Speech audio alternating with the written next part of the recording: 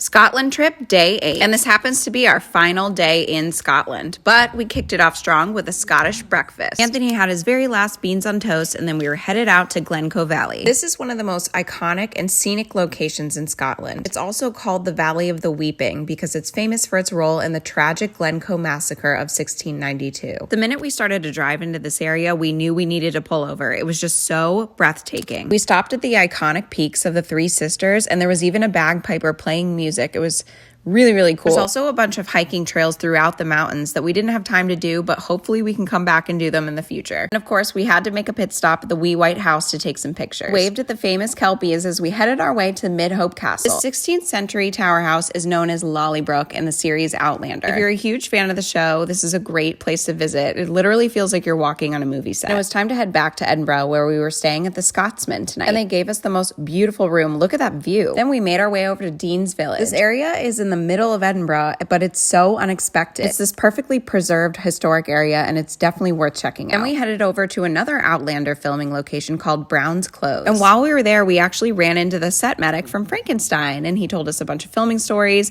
He was so sweet. After that, we were absolutely starving, so we stopped by the Piemaker to check off a few more Scottish items on our bucket list. I cannot believe you guys have been hiding tatty dogs from us this whole time. We are obsessed. They're delicious. Then we made our way down Victoria Street one last time to do something very important. Obviously, we're going to try a fried Mars bar. Very good. That's like very good. And now here we are at our last dinner at Junk. We've seen a lot of great reviews of this place, so we wanted to check it out ourselves. The menu is tapas style, or you can do dealer's choice and do a 7-course tasting menu. We decided to go all in and do the 7 courses. It was our last night. It really is as good as they say. It was delicious. Now our trip must come to an end. Thank you so much for watching, but don't go anywhere because we have lots of Scotland travel tips and tricks coming up soon.